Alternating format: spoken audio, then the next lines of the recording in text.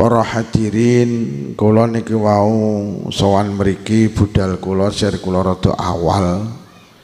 Merga kula kok omahe wis mikir teng kalender kula niku kelurahan Blabak berarti kecamatan pesantren iki berarti wong kota. Wong kota niku biasane senengane simpel. Mulaine sore gek ndang mari. Ternyata kula sampai ngantuk kirim arwah ya kuwatah niku sing mboten disebut niku sami mawon Bu. Terus jenengan iki lek wis niat kirim arwah niku pahalane wis langsung dikirim ngene sing dituju, diwaca ora diwaca. Ning kadang awake dhewe iki golek marem. Lah ora diwaca ndak marem, ora diwaca iki lho panggah teko. Lho kaya mau sing kari Fatihah sitok, ngene lho yu Fatihah kaya lampu niki lho. Lampu ki ning ngisor lampu wong sitok, wong loro, wong telu, wong papat, lampune ya panggah padang. Kok terus lek lampu iki disani wong sitok padang, kok lek wong loro suda, wong telu suda ya mboten. Jadi kayak mau sing kari di Fatihai sing dereng disebut sing tertulis teng kertas niki Al-Fatihah wis padha pisan. Ora usah gelowuh nek ora disebut. Ngeten lho, kirim arwah niku enten sebuah hikayah. Nyapa ta NU ki duwe tradisi kirim arwah. Enten bocah niku gak tau nyelameti wong tuane. Akhirnya suatu malam diprimpeni petuk bapake. Di dalam mimpinya si bocah ki diomongi karo bapake, "Le, kowe iki karo bapak aja cetil-cetil to. Kowe iki lek maem lawuhmu gerih apa pindang, lek enek kucing gak ketang ndase apa buntute, pakakno le. Niatono ganjarane kangge aku. Kuwi cilik kangge awakmu tapi gede kangge bapak nang alam kubur." Dadi upama jenengan iki mak mlawuh pindang terus ndase jenengan pakali kucing, "Gusti niki ganjarane kangge bapak ibu sing pun sedo." Niku teka. Diomongne ora ya panggah. Khususon ndas gerih kangge Yutun, Yujah, Yusri. Khususon ora usah ngono ora apa-apa. Kemo kan disuwebut sitok-sitok to jenenge. Ya mboten napa-napa, tapi sing ora disebut gak usah gelo. Kuwi sami ugi sami mawon, silit babi dientuk. Dadi engko sing mboten disebut mboten usah gelo nggih. Wis teka kuwi, sampean titip arwah ki wis teka. Ya koyo contone niki wau lho. Sampai niat sedekah ganjarane kangge wong tuwek, mek buntute gerih kuwi lho. Kuwi kok sedekahne rono ki dinilai gede kangge kono. Mula kirim arwah ki penting. Ngoten lho. Dilebokne amplop duwike 10.000, arwahe 99. Malaikat batin lek ngedum piye? Ya aja nemen-nemen to ya ndak-ndake lek arwahe 20 iki duwike 20.000 barang ngono kuwi ya. Mosok 10.000 arwahe 99 sing maca sampe kuwet jurantek-entek. Keluargane Kang Toy mo iya. Ora disebut ya mboten masalah Bu nggih. Nggih, niku kirim arwah niku ngoten niku. Dadi dalile kirim arwah niku pancen enten kitab sing nerangne sedekah ndas gerih karo buntut gerih niku lek dipakakne kucing niku lho teka. Antek wong jegres iki urung tau kok slametan bilih gerih niku urung tau. Mboten enten nggih. Lho apa meneh sampean bilih pite, bilih wedhus, ganjarane ya luwih gedhe to, ya teka to ning kono. Ngoten lho. Nomor 2 tahlilan. Iki tradisine awake dhewe. Apa to hikmah tahlilan? Siji ngebur dosane sing ditahlil. Niki sing dawuh Ibnul Qayyim Pak, seorang ulama besar sing kagungan kitab namine Ar-Ruh Ibnul Qayyim ki ulama sing digegondelan wong Wahabi. Wong Wahabi ki wong sing ora percaya karo tahlilan kuwi lho. Sing ora percaya karo ziarah kubur, ora percaya karo tawasul. Niku Ibnul Qayyim ki dawuh waqad yang qati'u anhul azab bidu'ain aw shadaqatin aw istighfarin aw sawabi hajjin aw qiraatin tasilu ilaih. Oi, aja nyawang sing nyuguhne omben. Wong aku wis meneng bareng kok pegat nyawang kene, kok ya ora perasaan. Wis kono ndang mudhun. Lho tak suwawang kok kabeh mulai kono munggah iki sawang. Lah aku kok malah diselingkuhi ngene piye to. Jadi tahlilan niku hikmahe siji nglebur dosane sing ditahlil utawa sing dikirimi tahlilan. Ibnul Qayyim dawuh ngeten. Waqad yang qati'u anhul azab bidu'ain aw shadaqatin aw istighfarin aw sabihajin aw qiraatin tasilu ilai. Wong ning alam kubur kuwi iso dilereni siksane. Nalikane ning donya siji didongakne utawa disedakoi. Bahasane wong jegles diselama utawa dijaluk ning ngapura utawa diamanahi ning kaji utawa diwacane ayat Quran utawa zikir sing ganjarane dikirim ning ngene sing ditahlili. Lah didongakne disedakoi dijaluk ning ngapura diwacane ayat Quran utawa zikir iki lek ning jegles jenenge tahlilan. Mriki tahlilan didongakne nggih. Kemalo Allahumma taqabbal wa ausil kalau mriki tahlilan ngekeki niangnya. Enek sedekahane apa ora tahlilan? Enek makme. Lho didongakne ya disedekahi. Wong nahlil nika lek ngimami dijaluk ning ngapura nggih. Lho, terus tahlilan enek ayat Quran sing diwaca nggih. Enek kulhu falak binas awal Al-Baqarah, ayat kursi akhir Al-Baqarah, terus enek zikire. Jadi ngamal dongakne nyodakoi njaluk ning ngapura diwacane ayat Quran zikir sing ganjaran dikirim ning sing mati niku ndadekne kono di ngapura dosane. Lah didongakne disedakoi diwacane ayat Quran zikir iki lek ning jegles enek satu paket jenenge tahlilan. Lho lek ngono tahlilan iso nglebur dosa iso. Niki sing dawuh Ibnul Qayyim. Ulamae wong Wahabi sing tukang ngelokne tahlilan iki lho. Mula lek tahlilan iki terusno, iso nglebur dosane sing wis mati. Terusno. Diomongnya kok panggah mendelik to. Terusno.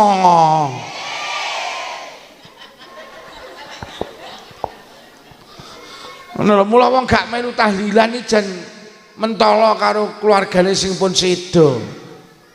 Wis bene wong kono-kono muni bid'ah bene. Wong iki ya nek dalile kok. Ngoten lho, pancen sing gak patek ngono kuwi ya pancen nyetel. Ngono nyetel wonge. Jadi tahlilan iki iso nglebur dosa. Bahkan enek cerita teng kitab namine An-Nawadir.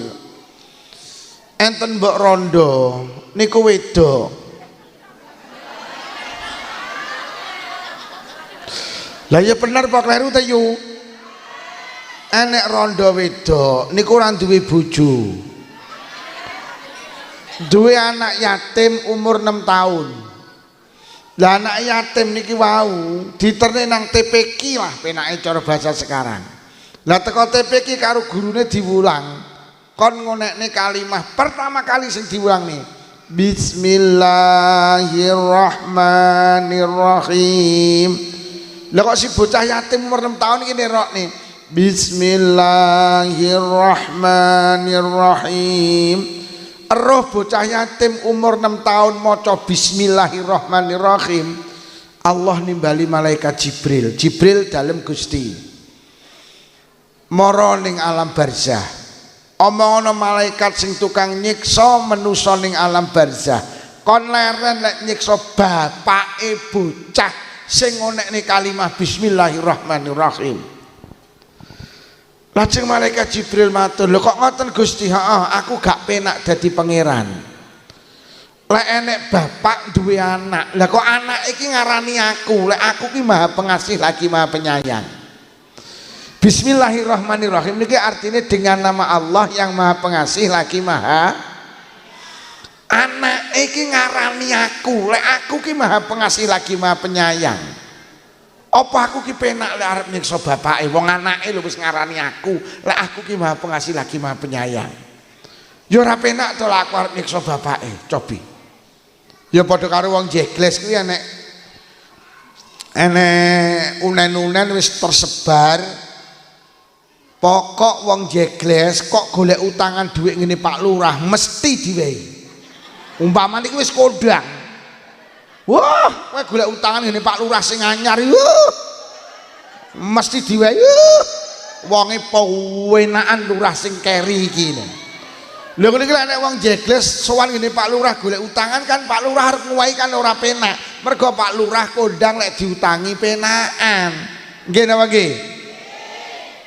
Lah Allah yang ngono. Lah wis diarani lho karo anake, lah aku maha pengasih lagi maha penyayang. Apa penak lek aku arep nyiksa bapake? Cobi. Ya padha karo wong-wong wis kondang. Kowe ngundang ngaji Pak Lukman, ora gelem disangoni. Gek wis kondang ngono kuwi. Lek Pak Lukman ngaji ki jane nek disangoni ora gelem. Ngono ki aku lek ngaji terus disangoni kan yo ora penak. Mergo wis kondang lek ngaji disangoni ora. Ya untunge aku iki kok gelem.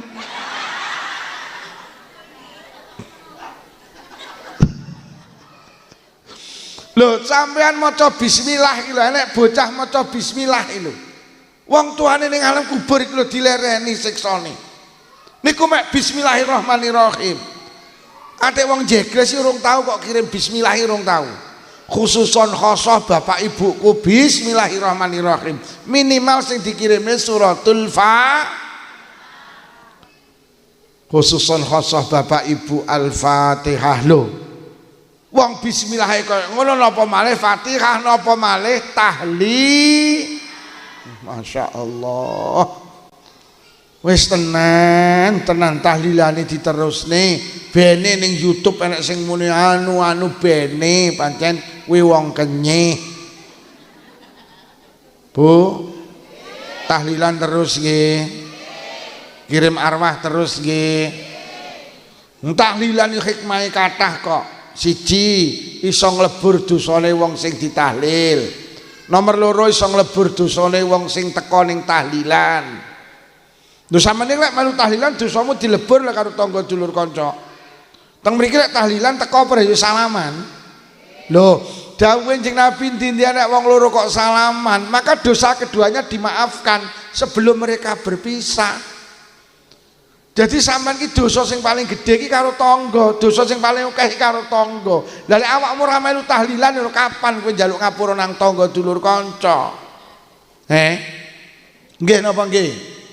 Lho sampean iki lho yasinan pendak Jumat, petuk salaman. Karo tanggane salaman, dosane rontok kok. Jemuah yasinan ketemu tangga dulur kanca, salaman dosane entek. Mari yasinan dina Setu ngrasani neh. Minggu, Senin, Selasa, Rebo, Kamis, Jumat petuk neh entek neh. Sama nek melu ora melu yasinan dosane utuh kuwi kok. Lah kaya nyapa kok wis mulih kae. Hoi. Ya Allah, cek lagi aku munggah wis mulih. Ngono ya kreseke gawedhi lho.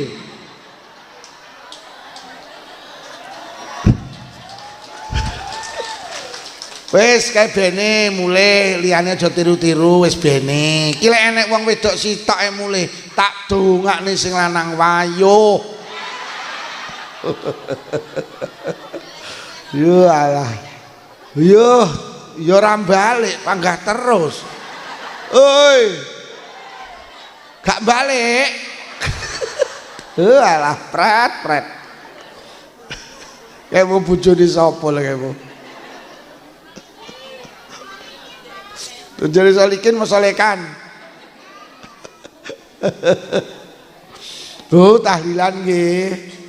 Lha tenan. Tahlilan iki hikmah ngoten niku lho iso nglebur do. Nomor 3 tahlilan hikmahe apa? Hormat tamu. Kapan sampai nampa tamu lek ora melu? Wong nampa tamu Masya Allah fadilah gede lho. Dawe Kanjeng Nabi sapa wonge nampa tamu kok tamune mulih, musibah sing di omah ki lho ilang. Wonten seorang perempuan di zaman Rasulullah niku pelit. Sing lanang ki wadul Kanjeng Nabi bojo kula iku lho, lek enek tamu ngersula. Oh, tamu neh, ngingoni neh. Wes repot neh. Enek to wong wedok model ngono kuwi? Wonge kacamataan ta?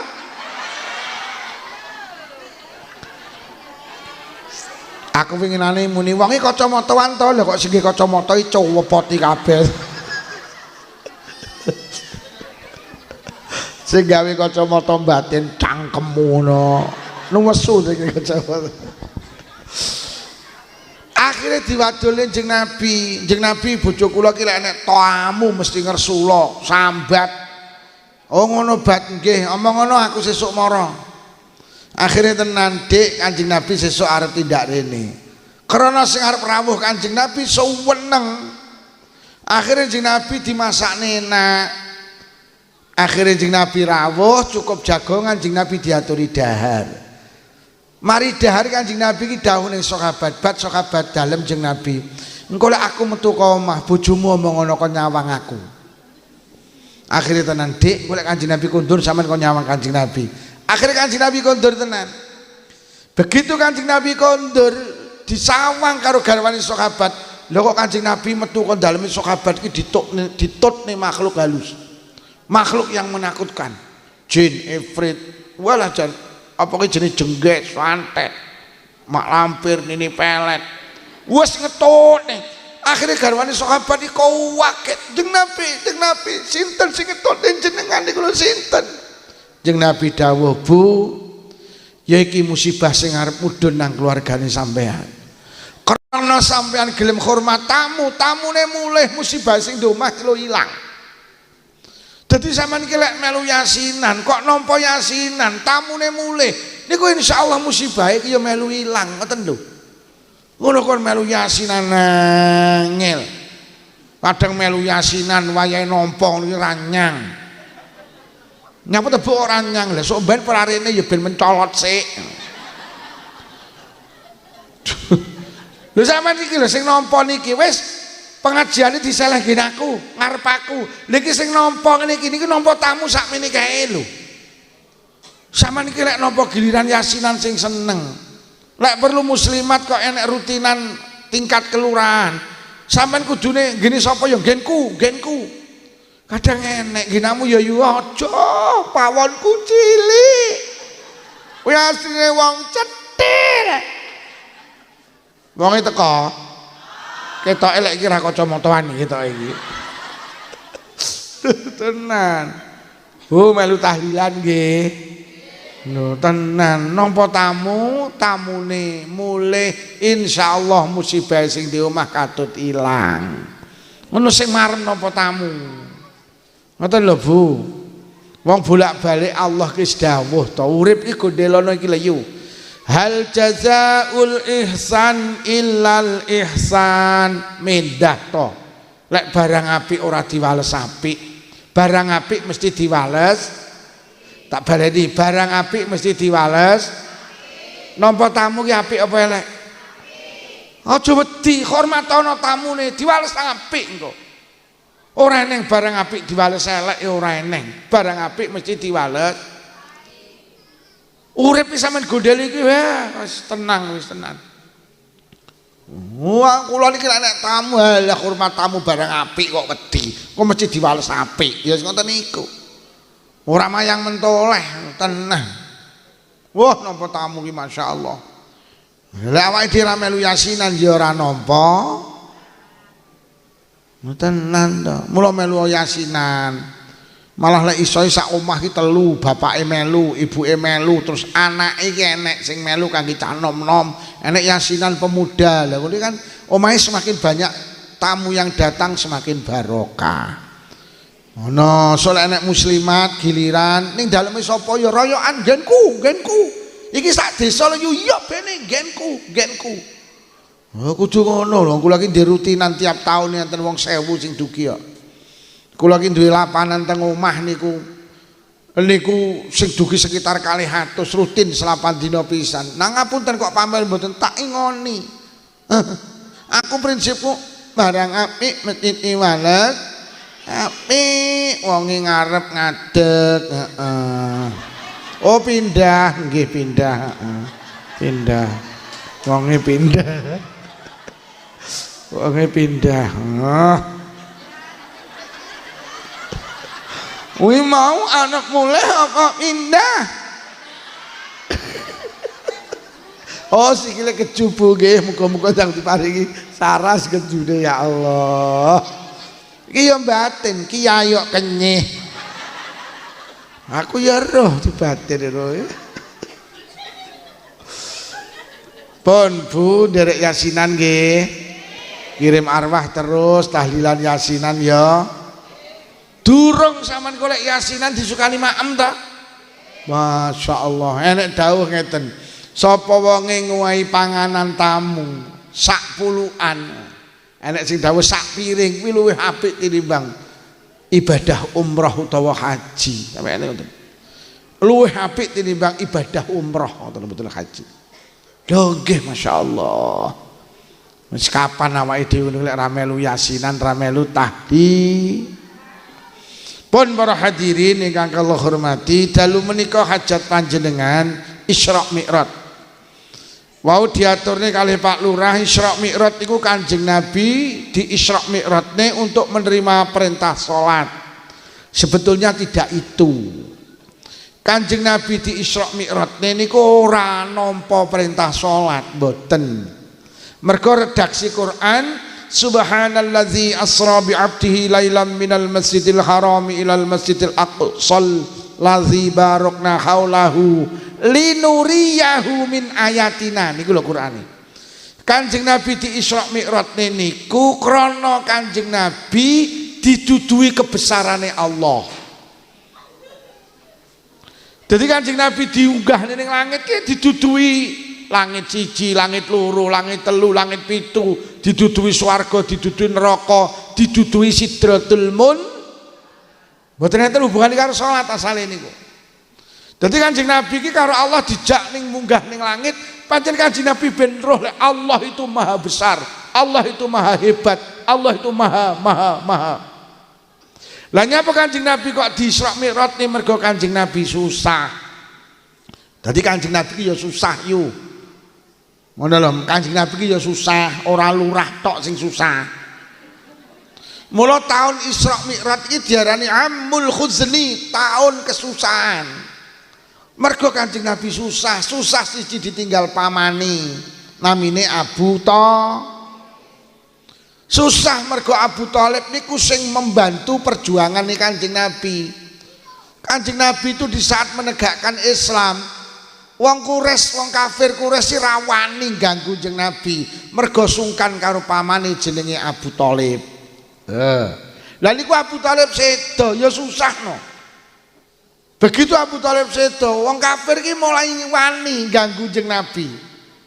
Karena Abu Thalib wis gak enek. Setelah Abu Thalib sedo, lha kok disusul karo garwane sedo pisan jenenge Sayyidah Khadijah. Lah nyapa kok susah? Garwane Kanjeng Nabi itu sosok wanita istimewa. Wong kafir Quraisy karo Sayyidah Khadijah ki ya sungkan, kaya raya, terhormat di tengah kehidupan wong Quraisy.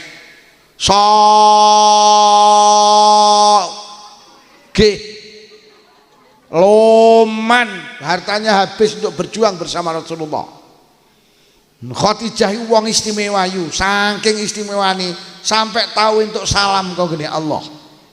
Wes golek ana wong wedok sing tahu untuk salam kau gini Allah. Mboten enten sing entuk Sayyidah Khadijah. Didhawuhi karo Nabi, "Nduk, dalem bah sampeyan entuk salam kok ngene Allah.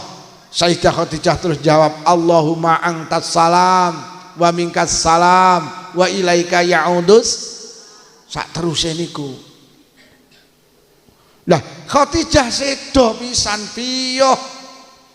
Tas ditinggal pamane, ditinggal garwane. Wis Kanjeng Nabi berjuang cara penake malih gak duwe backing. Mau nenek Abu Thalib cek duwe backing, mula wong berjuang gak cukup dhewe, Pak. Kanjeng Nabi lho kurang hebat piye ditinggal Abu Thalib ya repot. Mula wong berjuang ora cukup dhewe, mula aja gampang pamer perjuangan. Kene iki lek raku.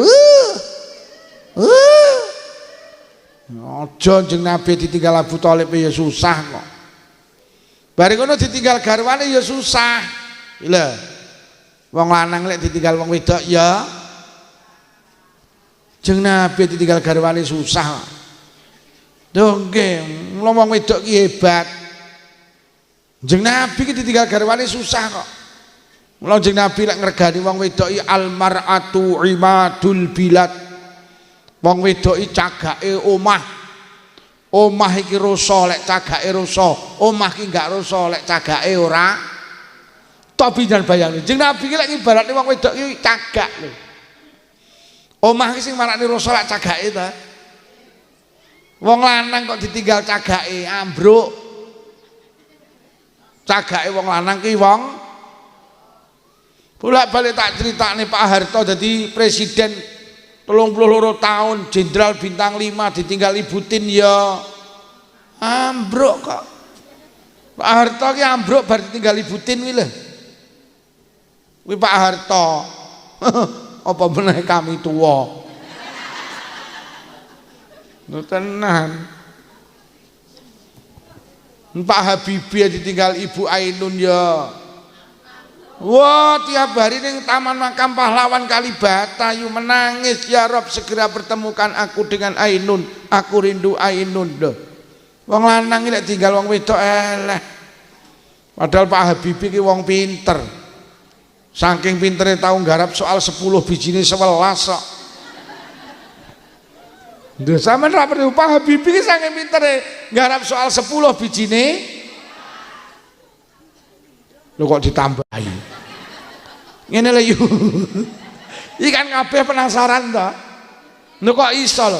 Pak Habibie ki dikai soal karo gurune 10. Karo Pak Habibie kuwi didelok lah kok soal iki enek sing kliru gurune lek gawe. Bu guru ini soal yang nomor ini keliru ini, angkanya tidak seperti ini. Nanti kalau seperti ini tidak ketemu rumusnya, gurune manut. Akhirnya soal 10 ki digarap karo Pak Habibie bener kabeh. Oleh biji 10 krono benernya soal sitok sing salah akhirnya ditambahi sitok jadi 11. Wih ditinggal Ibu Ainun ya menangis terus. Mulai jadi wong lanang aja kau wereng karo sing wedok. Alah ditinggal tenan ya enek kene wong lanang kereng. Wong ini jero omah pun ning emperan. Sapa muni ning panggung iki? Oh, lengke, Bu, pesan Isra Mi'raj jadilah perempuan hebat. Mergonya apa Kanjeng Nabi ngibaratne wong wedok cagak. Sehebat apapun laki-laki cagake rapuh niku Mang. Iki mau enek TPQ, sama niku lek pengen duwe anak solih-solihah, ibuke kudu solihah dhisik. Mergo sampean itu punya peranan yang anak itu 75%. Ketika Rasulullah ditanya Kanjeng Nabi, sinten sing kedah kula bekteni? Ibumu. Lajeng sinten? Ibumu. Lajeng sinten? Ibumu. Lajeng sinten? Lagi keempat bapakmu. Sampai disebut 3 kali karo Kanjeng Nabi. Mergo nyapa? Pancen anak iki gampang niru karakter ibuke. Aku tak pengen roh. Wong lanang sakmene kae sitok enek sing mangku anake. Lho lek melu ibuke to. Nggih napa nggih? Anak iki gampang melu ibuke apa bapake? Lho digendong 9 wulan ora diduk neblas kok. Lho nggih. Lho delok niki. Mula aja sampe ning jegles iki anak ibu ndak salat. Kok lek ibuke ndak salat, anake ya ora. Anak-anak yang tidak sholat iki krana ibuke iki lho ndak patek sregep salat. Mergo lek sampean sholat yo, Mbak, anakmu ki lho melu. Sampeyan ngadeg ngene, ku anakmu lek melu ngadeg. Mbok kon ngalih ya, Moh, ngalih. Mulak nyelak, Moh. Ibu arep sholat lho, aku ya sholat. Sampeyan Allahu Akbar iki lho, anakmu lek melu. Wah, bah. Sampeyan maca Fatihah anakmu lak sampeyan rukuk sujud salam melu kok. Aja sampe enek ibu ora salat. Kuwatire anake ya ora. Nabi Nuh ki nabi lho yu, anake ki lho nakal, jenenge Kanan. Lho kok iso to Pak Lukman wong anake nabi kok nakal? Mergo bojone Nabi Nuh iki duduk wanita sholihah. Bojone Nabi Nuh itu bukan perempuan baik. Bojone Nabi Nuh niku jenenge Bunuh. Dadi Bunuh iki duduk wong sholihah. Lah itu bojone Nabi Nuh namine Bu. Lah goleki jenenge ya kapan nek petuk. Ya wis karoan Bunuh ngono ae. Ngono lho yo. Ibu yang tidak baik tibane lahir anak sing tidak. Sampai ro Fir'aun elek-eleke wong yu. Sampai diabadikan teng Quran. Fir'aun tuh ngaku jadi pangeran, Pak. Fir'aun ki bajingan tengik saking suwene lek bajing sampai kuwi ngopeni bocah jadi nabi, jenenge Nabi Musa. Lah nyapa? Mergo istrinya Fir'aun itu wanita sholihah jenenge Sayyidah Asiyah iki lho. Mula anak ki saleh ora saleh. Iki lho sing kudungan lho sing didelok sik. Mula aja enek sampe ra salat. Rewang bareng maghrib mulih so. Enek to maghrib bareng rewang ra mulih enek to? Enten to? Enten. Wong lungguh emperan kok yo.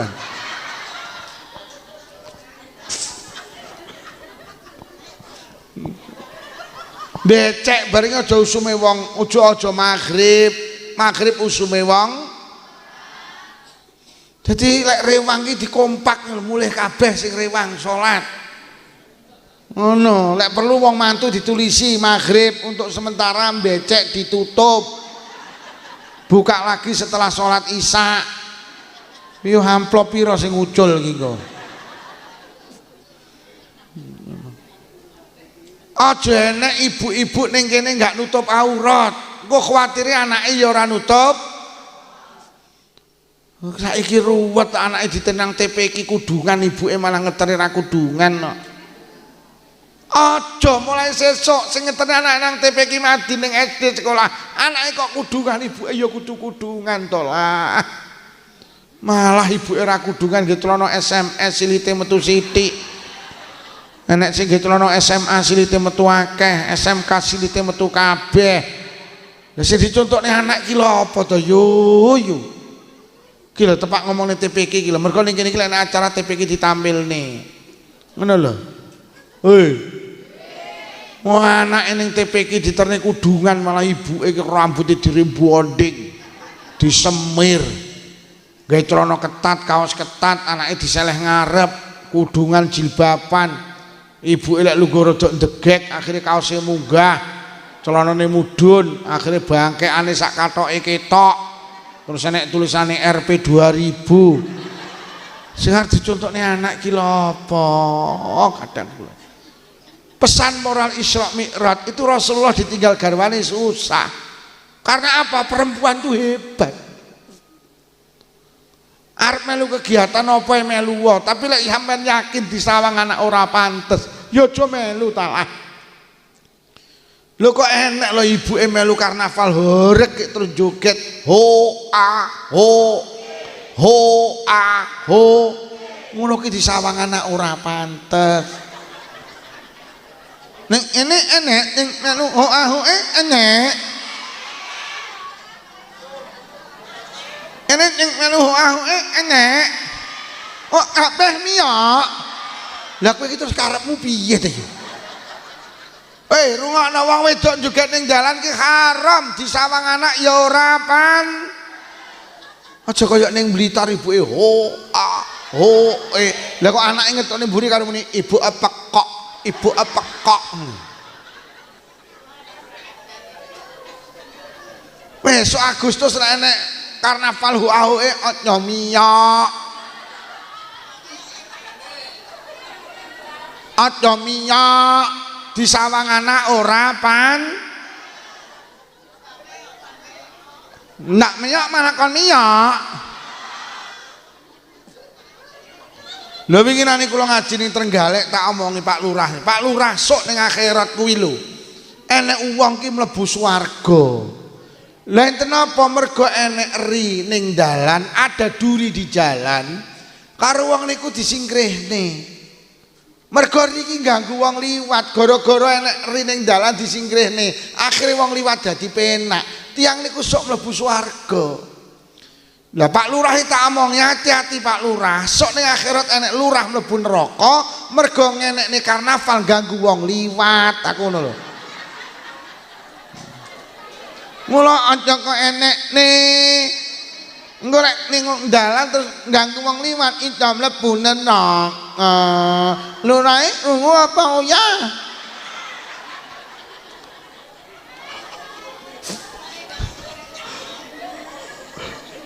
Ya ngene iki ya kok tampa ora ya bangga tak sampekne timbang aku sok ning akhirat dituntut. Lah wong jegles ora kok omong yo. Kula omongi kok. Lah ndekne kok panggah melu lah kedendok ra melu. Lah kuwi sing denda sok lurahe diceluk dhisik. Duh kere aku. Lho ngono lho, disawang anak ki ra pantes. Engko wadang melu karnaval ngangge kaos ketat. Karo joget andulan.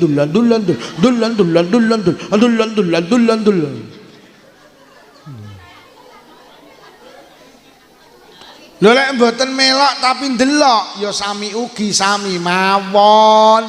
Silit babi dientuk. Lho Pak Lukman gak tau ndelok karnaval, ora tau mek nginceng.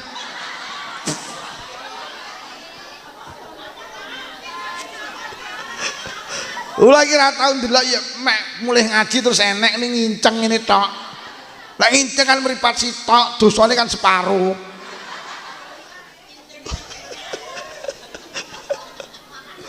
Lho sampean iki melu senam melu ta, wong senam ki olahraga.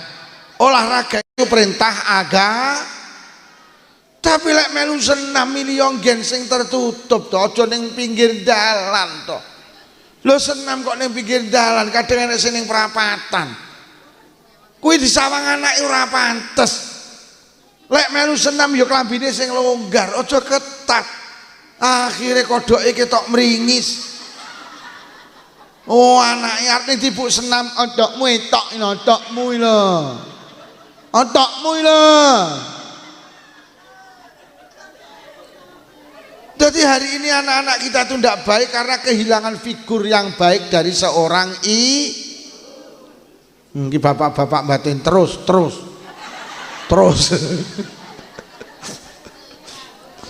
Mergo jenengan iki dimulyakni karo Kanjeng Nabi.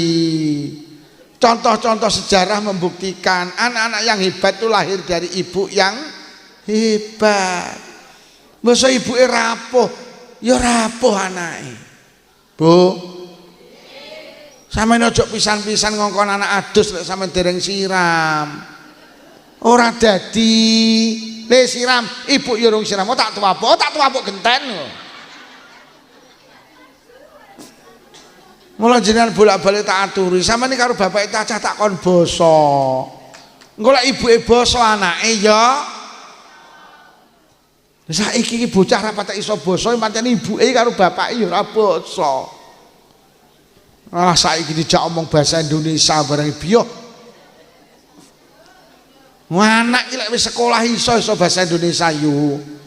Tapi lek anakmu ora kok jak omong basa Jawa, engko ilang tata kramane. Mergo basa sing duwe tata krama iki dudu bahasa Indonesia, tapi basa Jawa. Sekarang ini Masya Allah gak bangga dadi wong Jawa karo Jawa nih. Ora kaya wong biyen ning jegles lek nyeluk anake nduk lele mriki. Saiki do kemenyek Dik sini. Sini. Ada apa Ma? Sini dipanggil Mama. Ada apa Ma? Minum susu dulu ki lho biyo raine tajin susu lah ngono. Basa sing duwe tata krama ki Jawa, basa Jawane mangan, bahasa Indonesiane mangan ki mek sitok makan. Sope kok mangan ya? Makan. Bapakmu di mana, Dik? Makan. Ibumu? Makan. Adikmu? Makan. Anjingmu? Jadi bapak karo kiri iki padha. Kuwi lho bahasa Indonesia. Lah lek wong jegles duwe tata krama, dahar, nedo, nedi, maem, mangan, nguntal, badok, nyekek, nyosor, jeglak. Bapakmu di mana, Dik? Bapakmu ning ndi, Nduk? Bapak tasih dahar. Ibumu nggih dahar. Ki lho wong jegles. Adikmu gak oleh dahar. Anak ini sore wong tuwek, adik tasik maem, iki lho wong jegles. Lah kirekmu ndi? Lah nika dahar karo ibu nika. Ora wani ngonekne dahar karo ibu, kireke ora wani. Tapi lek bahasa Indonesia wani. Iki lho wong jegles iki duwe tata. Enek kene sing nggih bahasa Indonesia wis enek mulai. Enek sing batin, lah niki to tiyange.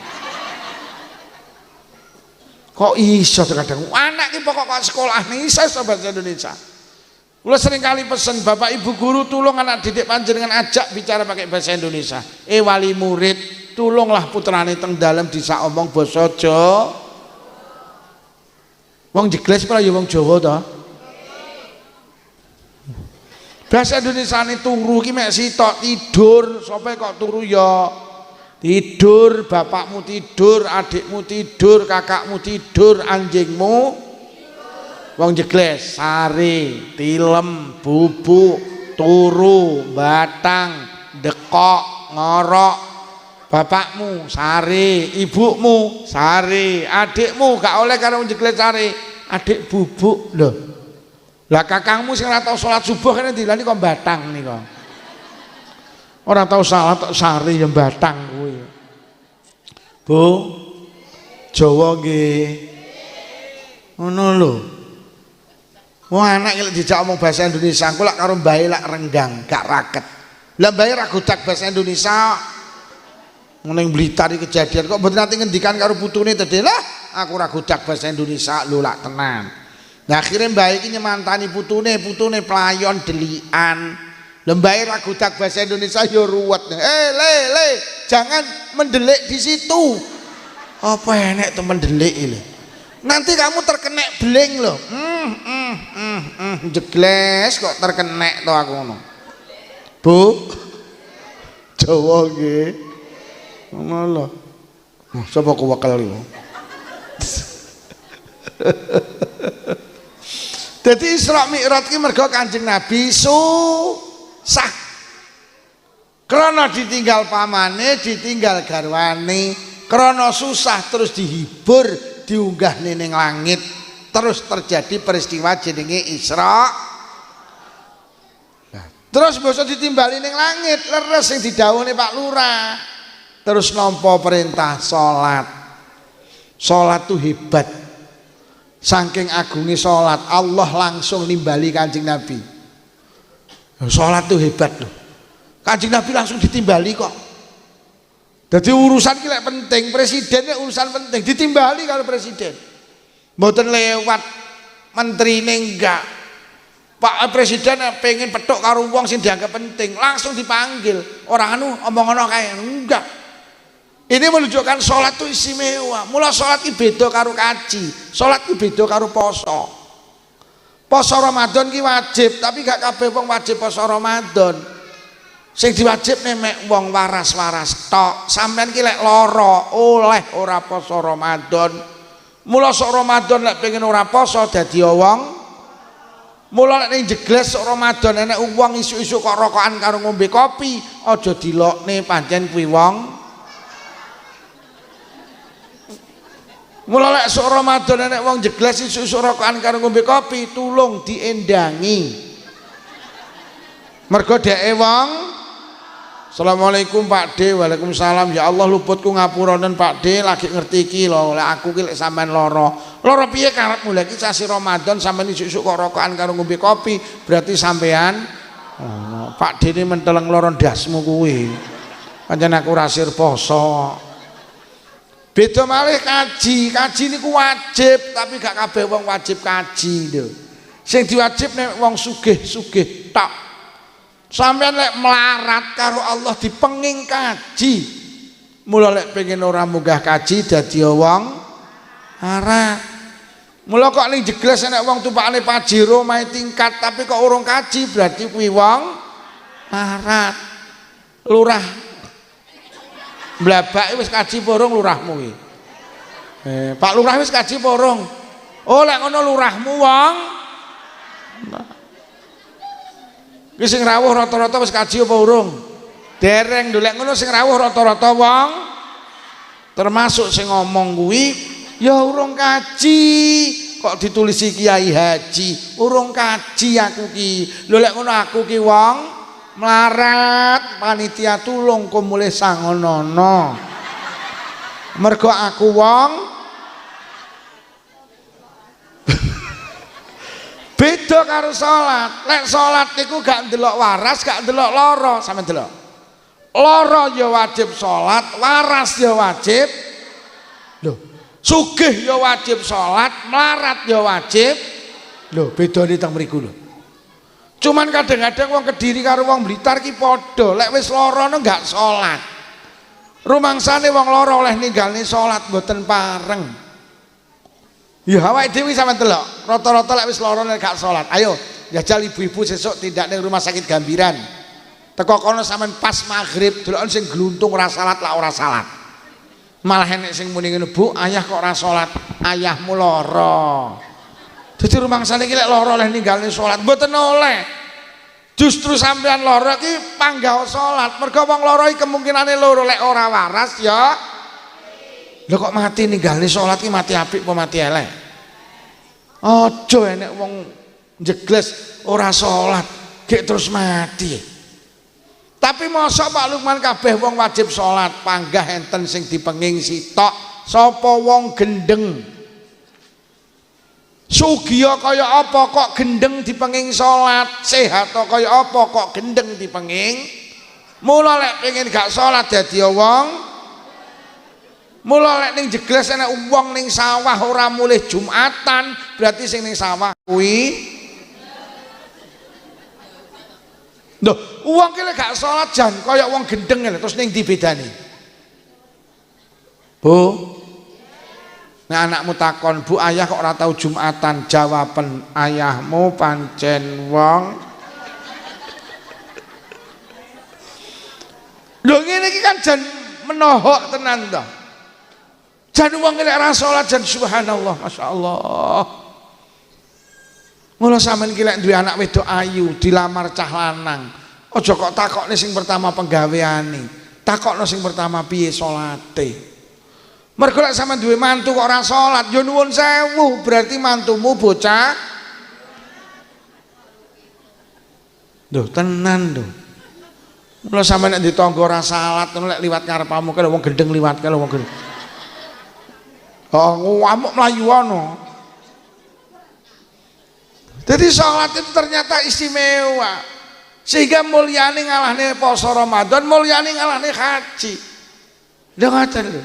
Lah ternyata ning jegles karo liyane jegles, manusa ki ya panggah dibagi loro. Enek sing salat, enek sing ora.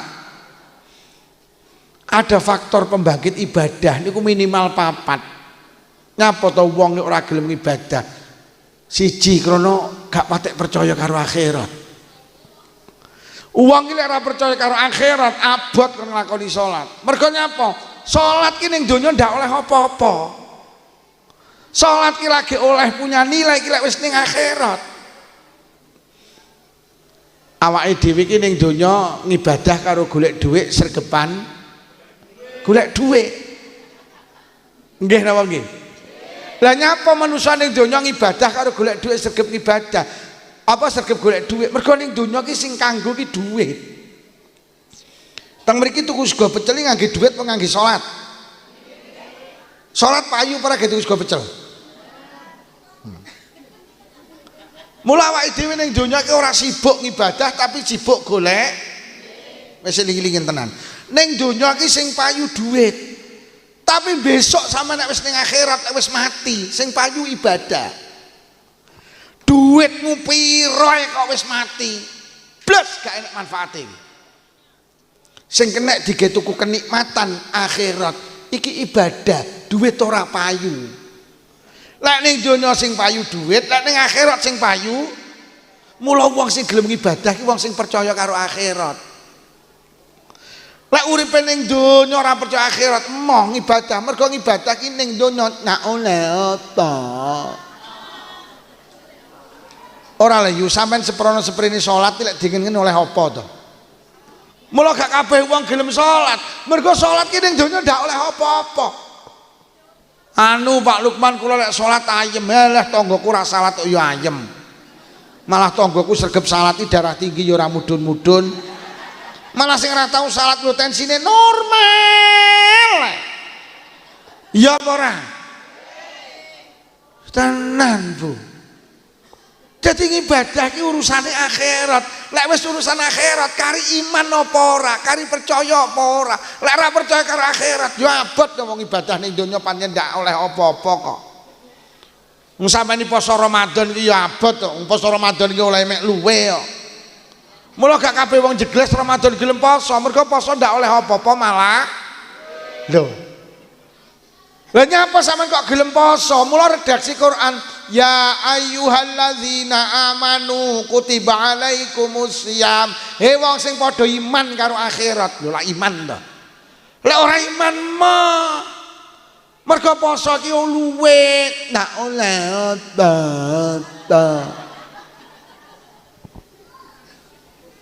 Kadang ibadah ki bayar. Ibadah ki ngetokne dhuwit. Kaya kaji ki lho. Lha kaji ki oleh apa? Malah bayar. Oleh kupluk putih ning nara akeh kok.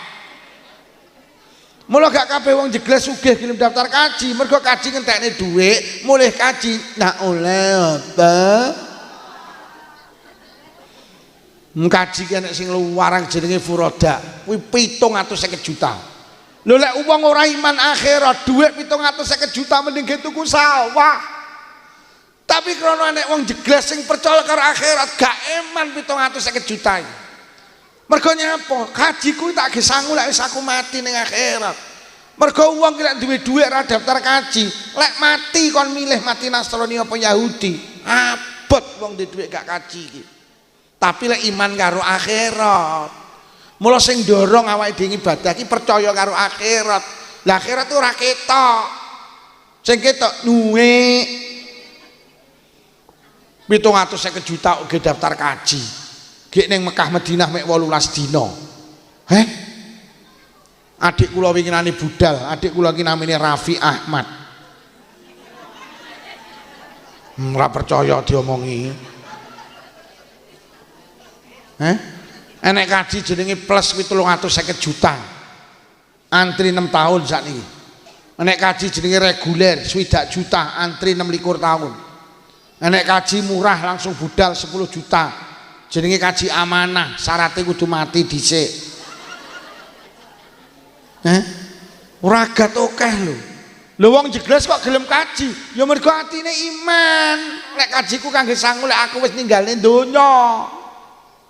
Wong mulih arep budal kaji sak jegles diundang. Jere Walimatu Safar pira ragate kuwi? Mulih kaji terapi seminggu ndak dibongkar. Bendina nek wong ziarah kaji adik kabeh ngingoni karo rawon pira kuwi ragate. Adik wong jegles sing gregetne ziarah kaji sak elep isine wong selikur sing nggawa gula mek sitok.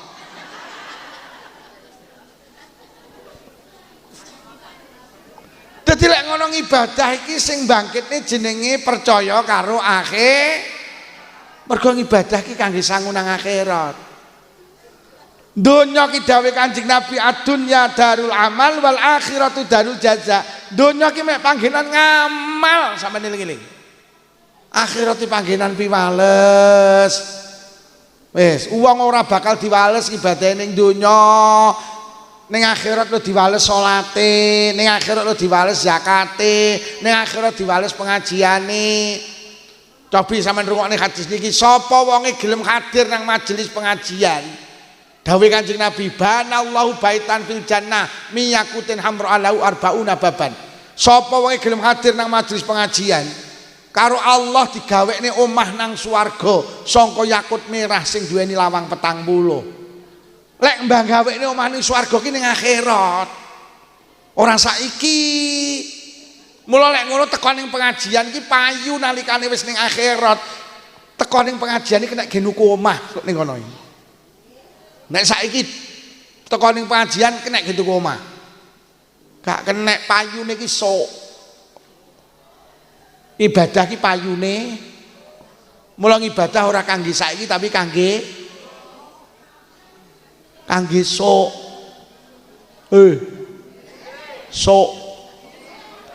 Sok.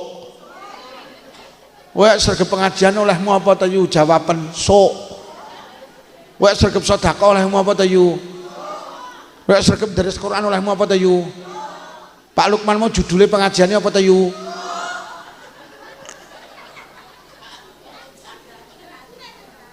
Wes lek ngono sing mula Kanjeng Nabi lek dawuh ad-dunya mazra'atul akhirah. Donya ki panggenan nandur, akhirat ki panggenan panen. Wis.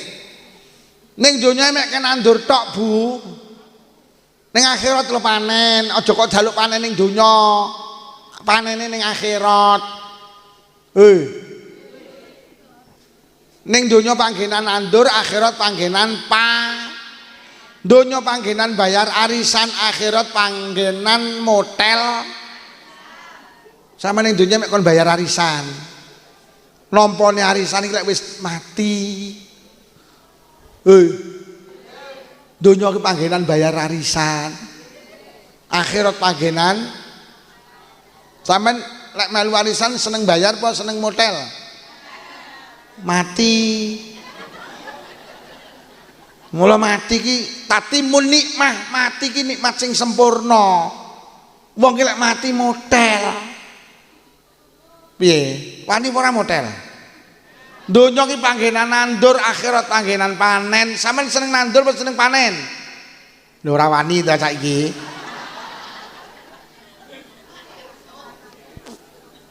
Lho, wong lek iman tenan karo mati seneng. Mergo mati ki sampeyan nek melu warisan priyo arep-arep bedhok to yo.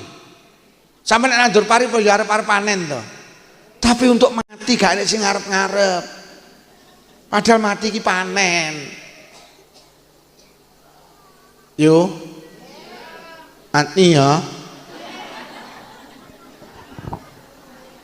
Dadi awake dhewe iki ning dunya seneng nandur, lek dijak panen moh. Lah terus lek mu nandur apa? Lah terus sampean bendina jamaah ning musala iki ame apa? Wong kuwi nabung, mbosok tabungane diwehne kok ndak lem. Sampeyan ki bendina nabung ning BRI, nabung jamaah, nabung deres Quran, nabung pengajian, kuwi nabung. Lek wis mati, panen po nabung. Milih panen po nabung. Lha lak wedi karo mati. Mergo awake lha terus bendina sampeyan ngibadah iki lho. Terus namanya wong dikai panen kok ndak lem. Bendina kon bayar arisan terus namanya mosok kon motel malah ora. Kuwi wong Blitar karo wong Kediri ngono kuwi. Lah nyapa to ibadah sampean kok diwehne nang akhirat? Mergo lek diwehne saiki sampean ra duwe nggen. Jane ibadah iki disukane sakniki mawon. Lha terus kok deleh endi? Wong Kanjeng enek dawuh sapa wonge Jumatan, mulai Jumatan iki ganjarane oleh unta sitok. Lah terus lek diwehne saiki sampean pendak Jumat Pak, mulai nggo unta sitok, sak ulan 4, 10 ulan 40. Terus aku takon kok deleh endi? Titipne tanggane untane ya akeh kok. Dibeleh sing mangan sapa? Wong kabeh duwe. Didol sing nuku sapa? Kabeh duwe. Iso ning jegles sik sampean mlaku tok ra entuk dalan. Lah sak dawane dalan letong tok kok.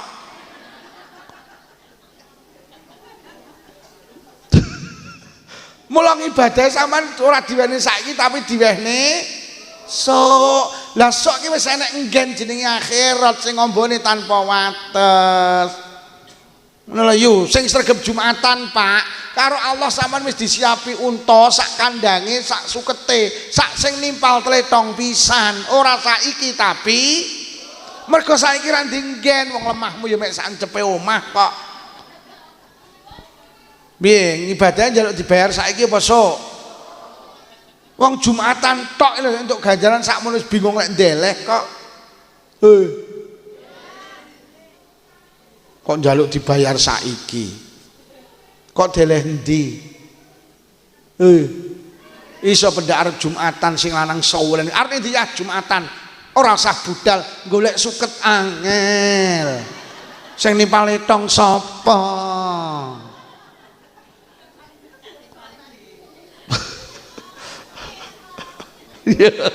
Wonge klambi abang. Lho lek kono ibadah ki kangge sok. Lah lek ora iman karo sok ya moh ibadah. Oh enek lho wong ora percaya betok motel kok melu warisan ya ora enek to. Sampeyan melu warisan mergo percaya mo ora enek wong gelem nandur iki kejaba yakin lek panen. Ora yakin panen kok nandur. Ora enek wong gelem salat lek ora percaya akhirat. Jadi wong-wong sing gak gelem salat iki mergo gak percaya karo akhir. Lah arep gak percaya piye to nyatane donya sok mben yo ditinggal kok. Nyatane ning donya ora selawase kok. Suami jenengan lho sing budal dhisik. Istri panjenengan, anak panjenengan, mungkin cucu panjenengan wis budal ning akhirat kok. Lah awake dhewe kan mek antri to. Awake dhewe iki ning donya kan koyo ning kontrakan to. Ning kontrakan iki mbok kapan wektune ditinggal ora salawase. Lek wis kontrakan entek ya ditinggal. Mula omah kontrakan aja kok pik-pik bakal ditinggal. Ana wong ngontrak kok ditowingkat iki tekmu duduk. Lah kok mbok bangun kontrakan. Jadi ning donya iki bakal ditinggal iki ngontrak ning kene iki. Mulai wis entek ya pindah. Padha karo ning rumah dinas iki lho. Sampe ning rumah dinas iki mergo dadi pegawai. Mulai turun SK surat kematian kudu pindah. Enek wong kok ngepik-ngepik rumah dinas iki. Wong bakale diting. Mula manusa niku yu deling-eling. Manusa ki nalikane lair sampean delok tangane lak gegem. Manusa ki nalikane lair tangane gegem. Kaya-kaya dawuh enek dawuh niki isyarah. Manusa ki awit lahir pancen punya cita-cita. Dunia harus berada di genggamanku, gitu. Manusia kene dunia kebujuk karo iki. Mbok mati delok tangane lak begar. Wong mati tangane begar, sing kok lumpukne kok culne. Wong mati tangane begar ora enek sing gegem kejaba mantan petinju. Sing dilumpukne lho, piar. Ngono lek nguber sing digegem lho sampe gak salat lho. Sing panggah kok gawa ki salate iki lho. Liyane piar, omah iki piar, mobil piar, lek perlu bojo ayu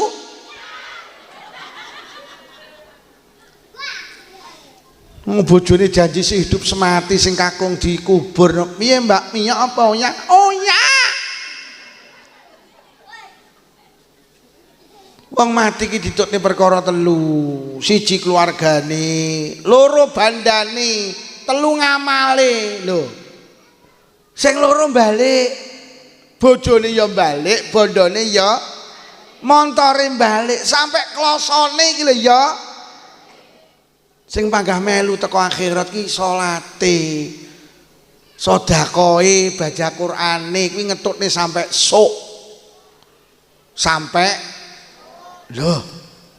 Lah kula karo jenengan iki ning donya repot karo perkara sing arep ditinggal, gak tau repot karo sing arep digawa. Sing arep digawa ki salat, mula aja ninggalne salat. Lah pancen awake dhewe urung krasa kok. Kaya bayi ning kandungan iki lho. Dikai sikil iki lak protes ta. Dah menapa Gusti kula teng kandungan kok dikai sikil, apa ning kandungan kon pelayon? Kok diparingi mripat pokok nyawang, diparingi lisan pokok nyanyi. Bayi niki protes, kula mboten butuh Gusti. Butuh kula teng kandungan ki sitok apa plasenta. Bayi ki baru sadar pentingnya sikil lek wis pindah ning donya. Lek wis lahir pindah ning alam. Donya lagi sadar, ya Allah sikilku tibane kanggene ora ning kandungan tapi ning donya to. Mripatku tibane kanggone ning donya, lesanku ning donya. Padahal ning kandungan wis diomongi karo malaikat. Malaikat, kula kok diparingi sikil kangge apa? Malaikat wis jawab, "Sok." Mripat kula damel napa? Kaya awake dhewe, salat ki ning donya kaya-kaya kangge apa? Kula salat tak butuh Gusti, butuh kula ning jekles duwe. Pan salat yo mau mergo ning donya ora butuh. Butuhe sampean ngerti pentingnya salat lek wis pindah ning alam kubur. Ya Allah tibane salatku kanggene saiki to. Tibane pengajianku saiki to. Mula lek enek wong jegles ora salat, kuwi ngapunten kaya bayi lahir cacat. Ning kandungan ra disikil gak masalah. Mbok pindah ning donya ndak disikil menangis lho kok disikil aku kok ora. Kok dimripat aku kok ora. Kok dikuping aku kok ora. Awake dhewe lek ning donya ora salat, ora ndres Quran, ora ibadah, ning donya yo ora masalah. Kaya bayi ning kandungan gak disikil, gak masalah. Awake dhewe lek wis bermasalah pindah ning alam kubur lho kok disolat aku kok ora. Gawe kok duwe ndres kok ora. Aku duwene kok tibane ning kono malah ngebot-ngeboti. Ngerti ono aku biyen ndak miyok.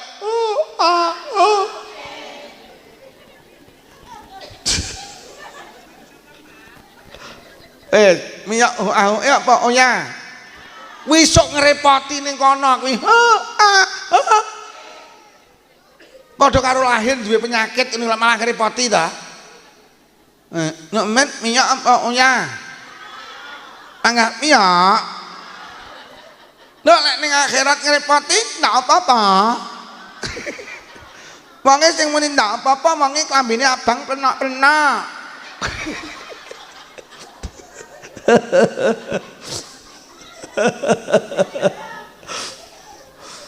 Wes, ngene lho Bu, jangan korbankan kehidupan yang kekal mek nuruti kehidupan yang seben. Donya ki seben. Wes. Masyaallah. Enek sing ning donya iki masyaallah. Ya Kanjeng Nabi ki dawuh sok ning donya iki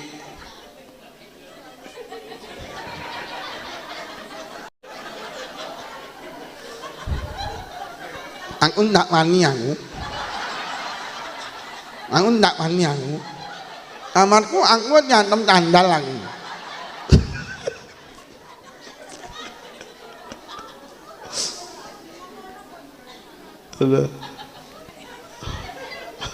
Aku ndak wani memang.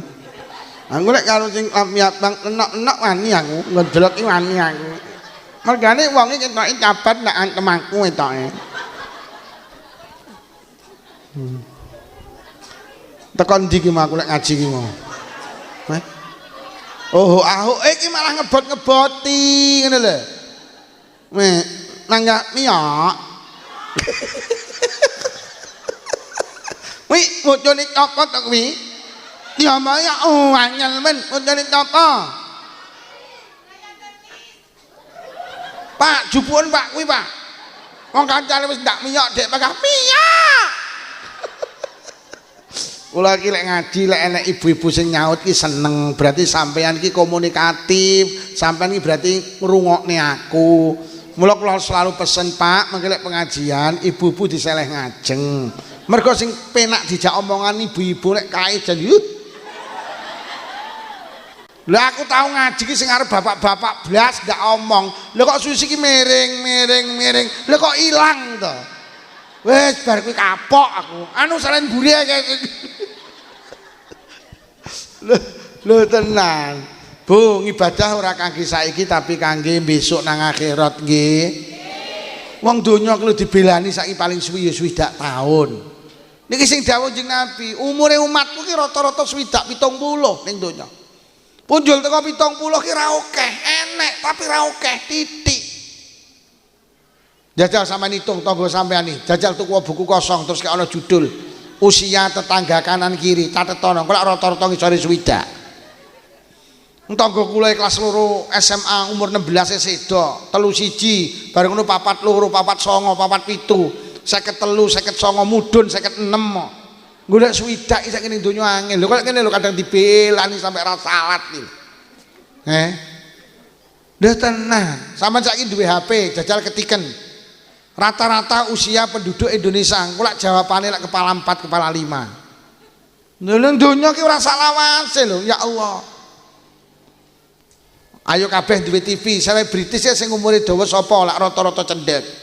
Mulai Nika Ardila, Poppy Mercury, Alda Risma, Olga Saputra, Taufik Safalas, Dono Kasino, Ustadz Jepri, Irina, Yana Zaid, misanan kula Julia Perez.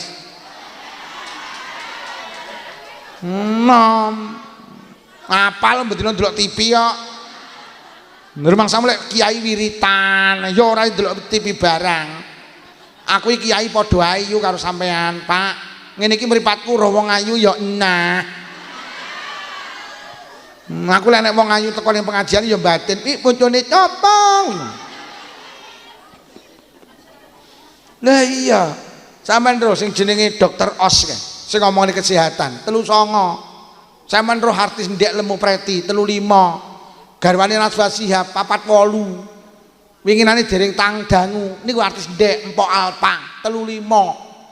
Ponakane bojo kula 28 tahun mati jenenge Vanessa Angel.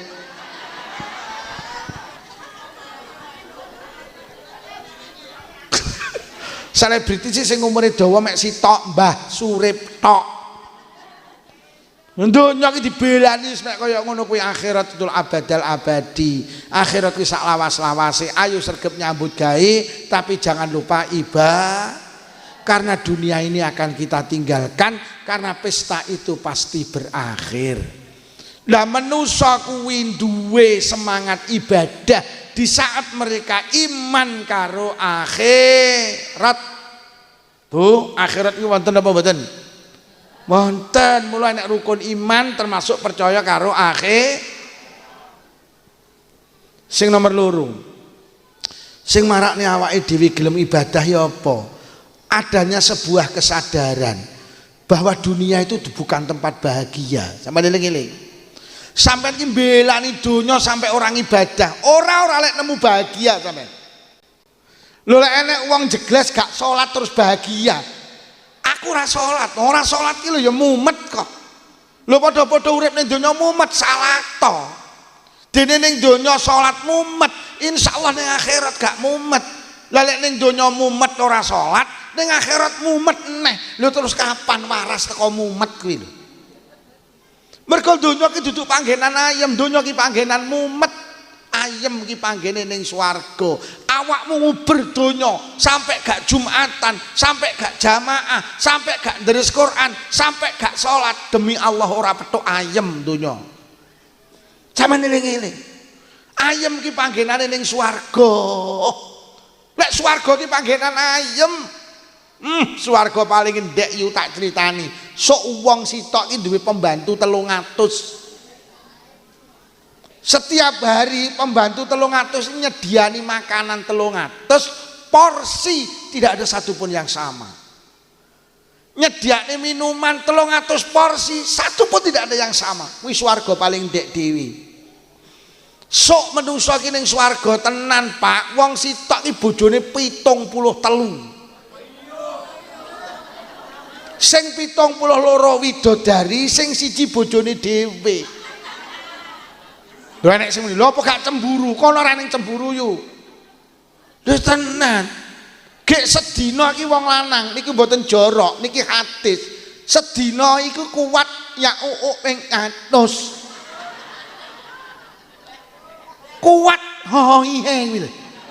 Ping 100 kuwi ning swarga. Lah nek ning donya ya wis kene iki sampean.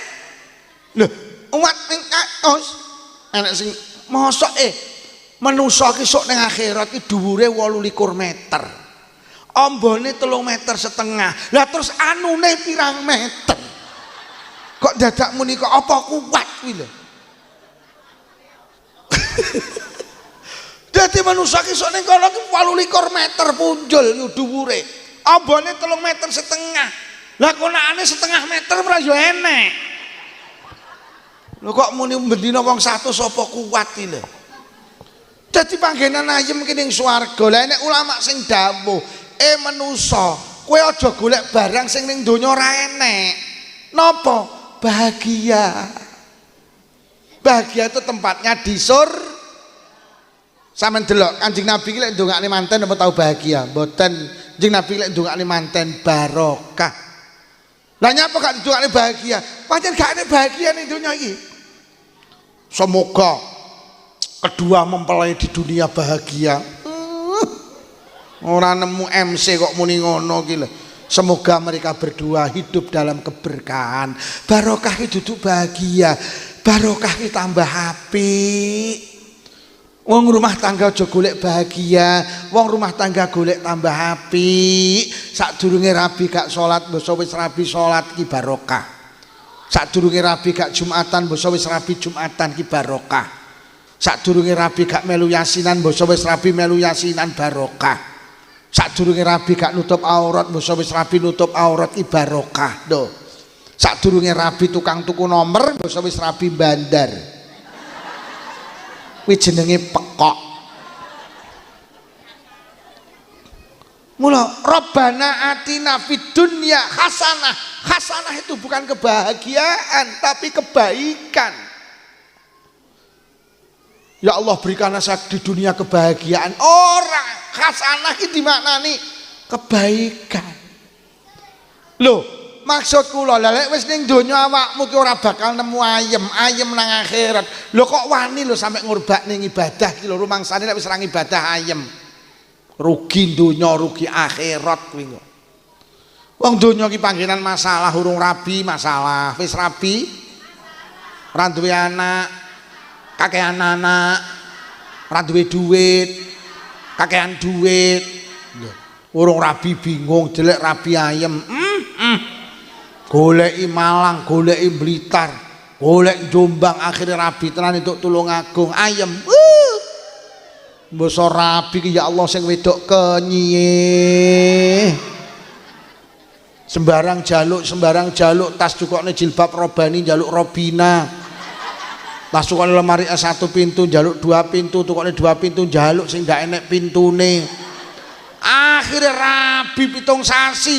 Lah kok sing lanangi kuru lah kok 10 sasi malah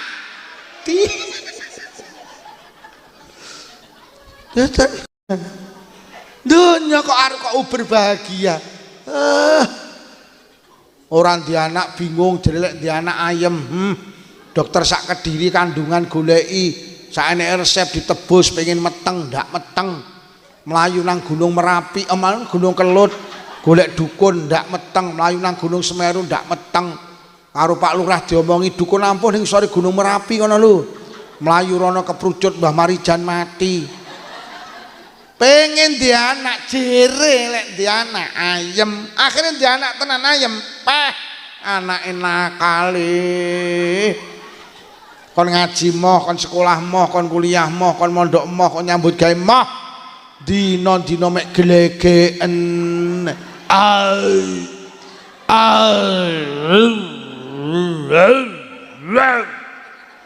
andile abuk ombe apa le opi miyeng enak le enak pak njaluk le pak pekok enek gabah dol gabah enek jagung dol jagung enek beras dol beras mumet ngrasakne anak. Ya iki donya iki panggenan masa.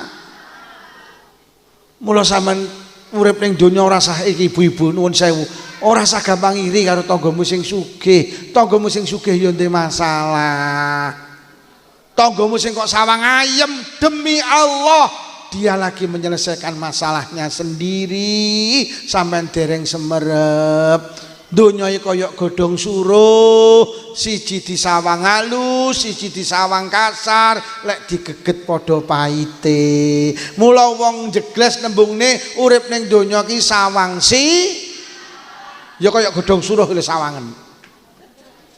Mula rasa iri karo tanggamu sing tumpakane Pajero. Kuwi ya wong duwe Mas. Mula lek tanggamu numpak Pajero liwat ngarepamu, lek mu nyemantani iki lho wong Kemeng liwat, iki lho wong Kemeng liwat. Kuwi asline padha kemenge. Delok kaya ngene iki lho lek mbelani donya iki kok sampe ya Allah. Wis to donya iki gak donya iki ora bakal nemu ayem. Enek wong lanang karo wong wedok numpak Kijang Innova liwat sawah. Ning sawah roh wong lanang karo wong wedok sore-sore unduh sawi. Jere sing numpak Innova sing wedok yah nyapa cara awake dhewe sawah sore-sore iso unduh sawi, delok wong loro kae ayem sore-sore unduh sawi. Lah akhire sing unduh sawi, sing wedok nyawang enek wong numpak Kijang Innova. Kuwi lho sing wong loro kuwi lho. Sing jere wong sing di sawah ayem lho. Lah kok sing unduh sawi ya delok yo sore-sore numpak Kijang Innova yo ya. Cara awake dhewe sugih iso tuku Innova, sore-sore iso mlaku-mlaku yo ya. Tibane wong loro padha kowoke ta iki monggo. Yang ngene iki donya iki ngene iki.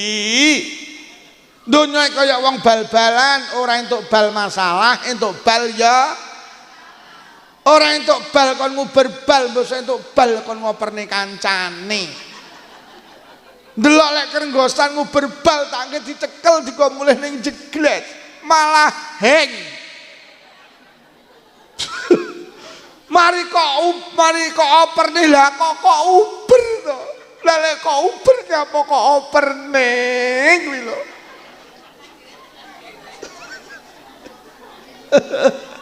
Wes, ayo disimpulne lek ngono donya iki duduk panggenan ayem tapi donya panggenan Mas. Lho mula kula tak jaluk, sampean kudu ibadah. Mergo sampean orang ibadah kok ayem ya ora yo panggane masalah. Lah lek ning donya orang ibadah masalah, terus ning akhirat masalah neh. Lah terus kapan? Nemu ayem iki lho kapan? Wis to bene awake dhewe ning donya akeh masalah, sing penting salat to. Dene ning donya salat duwe masalah, insyaallah ning akhirat gak duwe Mas.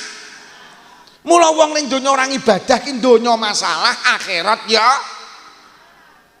rugi.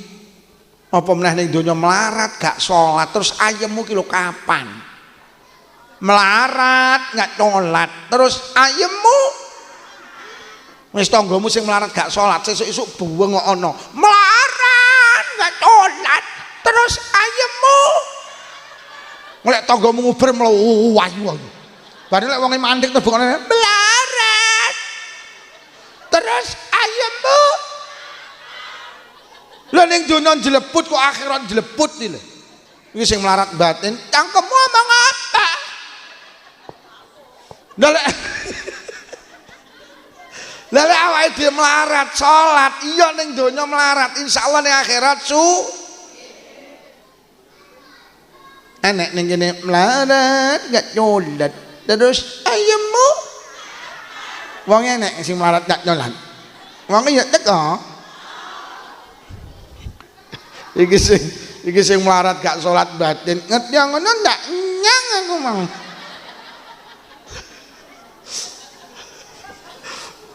Lho nggih. Lah kula ning jegles sing gumun enek wong sugih, tumpakane Camry, tumpakane Pajero, tumpakane Alphard ning donya sugih, salat ki lho kok ya ajeg jamaah to. Kirek jamaah maghrib ki ora mulih sampai ngisa. Bengi tahajudan awan duhaan. Jenenge Jumatan iki lho budal jam 09.00. Wis ning donya sugih sregep ibadah, ning donya penak insyaallah ning akhirat ya. Lah sing mawasi lek melarat gak nyolat terus ayemmu. Lho ya telek sugih gak salat tekan ning donya jek nemu to rada penak. Napa nggih to, Bu? Sembarang cukup pengen tuku apa keturutan. Cara gak salat ning akhirat kan kerapenak. Tapi ning donya kan tau enak. Mula sok enek wong sugih ning donya sregep ngibadah, apa enek wong sugih petuk wong melarat ning akhirat. Sing melarat muni ngene, "Ya, saiki awake dhewe ning akhirat padha ra penake. Kowe ra penak, aku ya ra penak." Sing sugih njawab, "Tapi aku ning donya kan tau penak." Lah nek kowe ning donya melarat, nggak tolat, terus ayemu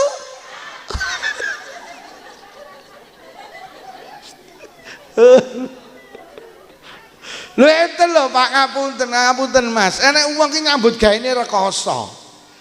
Ngapunten melu bakul kayu. Jam 7 isuk budal ngetoki kayu. Rekoso banget nyambut gaene. Jam 10 bengi iki kula mulih ngaji jek urung mari lek nyambut gawe. Jek ngunggahne kayu nang trek. Lho ngono ki mulai jam 7 sampai jam 10 wayahe salat ki ya ora salat to. Kula mek batin Mas, sampai ning donya rekoso ning akhirat rekoso neh wisuk. Sampeyan ki ning donya rekoso nyambut gawe rekoso, iya tandang ngono, tapi salat to. Ketika panjenengan meninggalkan dunia ini, rekoso donya ilang, insyaallah barokah kebahagiaan sing mapak sampeyan ning akhirat. Toh ngibadah ki yo ora ning sing ganggu aktivitas sampeyan to. Wong salat lho suwi ping 5 lek sak salat 5 menit yo mek 20 menit. Urip 24 jam mek kon salat 20 menit bayangno. Kuwi lek 5 menit lho yo. Gek modele kaya wong-wong iki 2 menitan yo beres ngono lho. Lho sampean iki lek salat 2 menit, sedina sewengi mek 10 menit. Sing 23 jam punjul 50 menit kok ge cangkruk ning RTV lho oleh. Ora abot salat niku.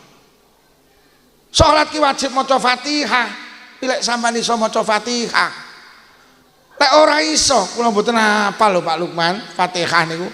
Lha iso apa? Kula iki saged mek bismillahirrahmanirrahim. Mboten usah salat ya aja no. Ya panggah salat to. Lah maca napa? Lah iso mek bismillah wis maca bismillah to. Lho napa sah idza amartukum bi amrin fa'tu minhu mastata'tum dawuh Kanjeng Nabi. Kowe iki lek tak perintah ibadah lakonono sak mampumu. Lah pancen mampune maca bismillah ya salat maca bismillah. Allahu akbar. Bismillah, bismillah, bismillah, bismillah, bismillah, bismillah. Waya rukuk ya bismillah, bismillah, bismillah. Kula maca bismillah mboten saged. Kula maca Fatihah mboten saged. Bismillah mboten saged. Zikir mboten saged Pak Lukman. Lah nyapa to kula niki mualaf, nembe mlebet Islam. Ilat kula ki lek ngunekne Arab kaku. Mboten usah salat ya aja no ya salatono. Lah maca napa? Lah kowe ra godak maca ya ora usah maca. Ngadeg kotoke sekira ngadegmu cukup ge maca Fatihah. Wong jegles nek maca Fatihah kok 40 detik, ya wis ngadeg kok 40 detik karo sendakep ngono ae. Uwer. Rumangsane Allahu Akbar ki uwer, ora tau salat tok. Uwer. Bari menenge 40 detik karo dolanan weteng. Waya rukuk wae salam-salam ora abot. Saking gampange salat, sampeyan ki lek lunga karo Allah ki dikai keringanan lho. Salat sing 4 rakaat oleh kok suda loro jenenge kosor. Lha wis to. Allah ki ngerti lek jenengan lek tindak Surabaya adoh. Kesel lungguh nang bis ya karo wong liya, lelah. Krana Kediri Surabaya punjul saka 100 kilo oleh sampean salat kosor. Zuhurmu salat 2 rakaat, ngasarmu 2 rakaat ae mergo sampean dalam perjalanan. Ora trimo kok kosor tok, kok jamak ya oleh kok kumpulne. Dadi zuhur karo asar kok dadekne sitok ning wektu zuhur to ning waktu asar. Engko salat 2 rakaat selesai jenenge jamak kosor, oleh disuda loro. Ngono lho. Akhirnya subuh lah kok ora salat. Lho kok ora salat? Lah jenenge oleh disuda loro. Sing papat. Lah lek subuh kok suda lah ya entek iki. Bocah kok pekok to. Genah. Salat kuwi wajib nutup aurat. Kuwi lek duwe tu masyaallah. Lek ra duwe tutup ana kitab namanya Fathul Qarib oleh salat arian khali udo.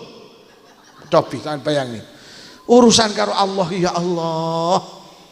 Sampeyan Pak mulih ke sawah jam 10 kowesel setengah 11 turu bleksek. Akhirnya jam 11 enek maling mlebu.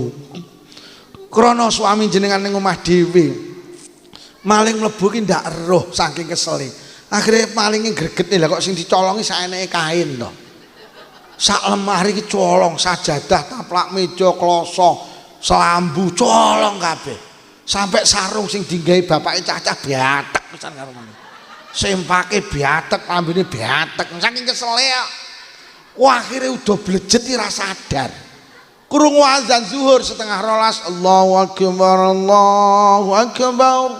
Ngelilir, kaget lho. Aku kok udah piye lho. Terus arep salat zuhur, terus apa tak gawe tutup iki. Kelingan ngaji ning Jegles sing diundang wong Blitar Pak Lukman, jere salat nek ra ditutup oleh salat udo. Akhirnya sampean salat zuhur udo, Pak. Boleh, sah. Sing penting sitok aja jamaah. Kuwi golek jamaah geger. Anu ning Jegles enek wong owok anyaran, nyolat anu andulan.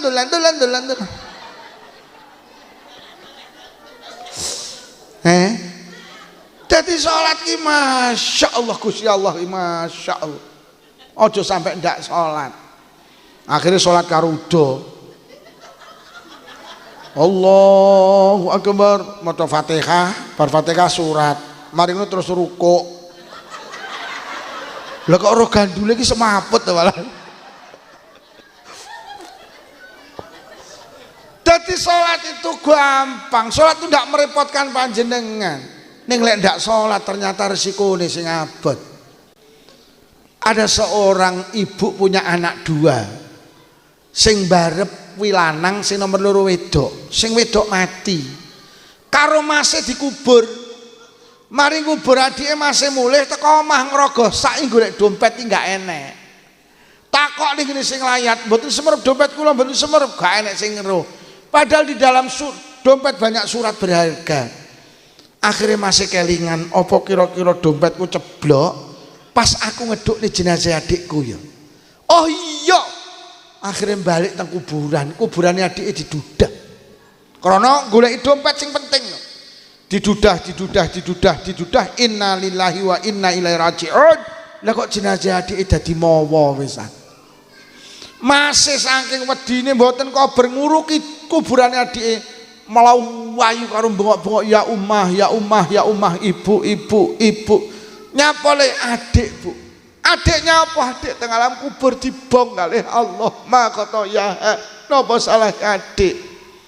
Ibuke menangis, adikmu ki cah apik lho Le, maido tangga dulur kanca pinah tangga dulur kanca rong tau srawunge karo tangga ya apik. Adikmu ki entengan nek tanggane mantu ki mesti rewang, adik lek rewang jujur lho Le. Aku rung tau menangi adikmu ki rewang mulih ngentet Nogosari ya rung tau lho Le. Apa meneh ngentet iwak rung tau Le. Ora kaya wong-wong kae le ngudeg jenang-jenange rong mateng wis golek debok to Le. Lah terus napa Bu salah adik? Adikmu ki cah apik Le.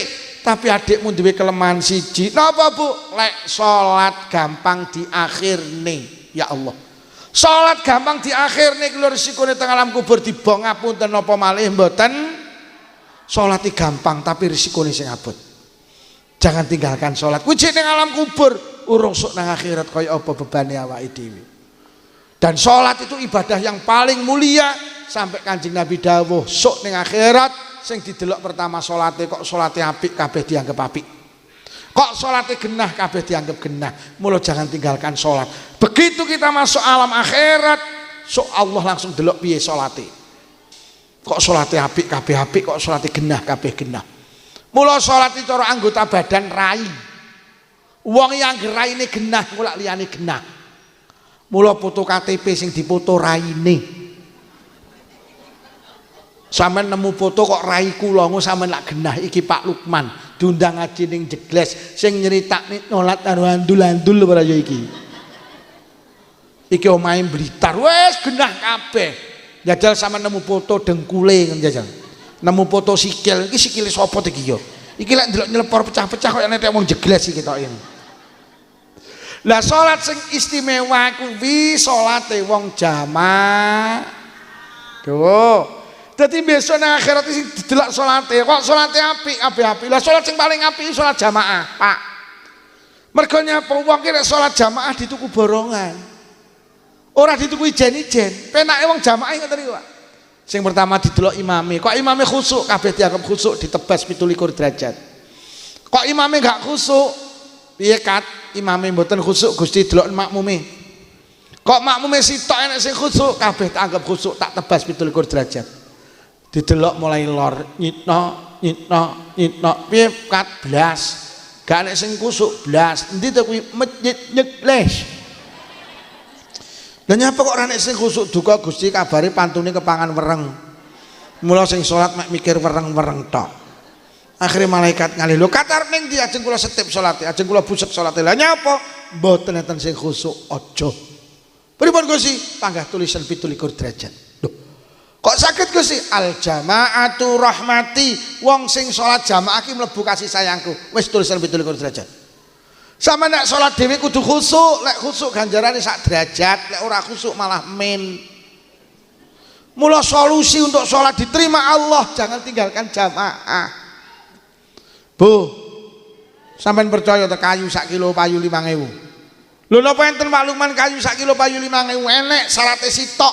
Kayu niku enggak pisah karo rambutan. Lho kok walah. Kayu ki lek gak pisah karo rambutan regane padha karo rambutan kalau ning pasar buah kowak napa putih niku. Enek bakul rambutane digantung sampean takon, "Mbak, rambutane pinten setunggal kilo?" Gangsal 1.000. Terus sampean muni, "Niki rambutane tok napa sak kayune?" Bakule menteleng sampean ngomong apa kemu lak ngono. Ya sak kayune, kayu ki lek nemplek rambutan regane padha karo ora trimo kayune yo, sak semute payu didol. Pokok semut gelem nemplek. Sampeyan nek pengen payu larang nemplek o masjid niku lho. Mergo masjid ki Baitullah, masjid ki daleme Allah, masjid ki rambutane, nemplek o musala sing wis diwakofne iki lho. Musala ki lek wis diwakofne dadi tekane Allah, iki dadi Baitullah. Sing manane larang ki musala wakaf, sing manane larang ki masjide kuwi lho. Masjide rambutane awake dhewe kayu karo semute. Paham kayu-kayu, semut-semut?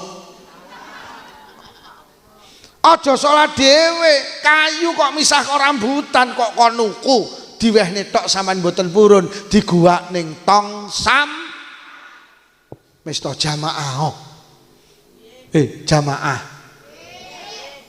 Jamaah.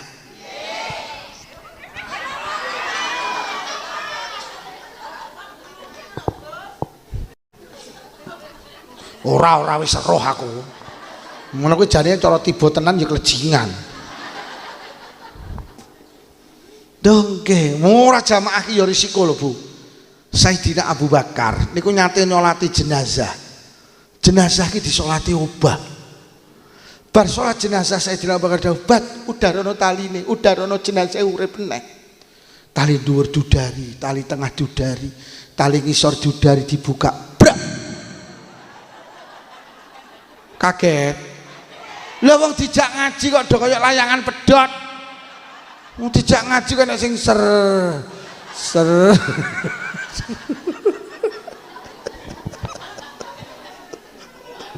Awas mari tak brak neh mari kowe. Wong ngaji wis meh bar iki lho. Awas tak brak neh mari kowe. Kalau sing cuwikat gitu. Lah wong ngene ya. Langsung ngene. Oh ngaji wis setengah 12 punjul iki mari to. Lho kok ngene iki.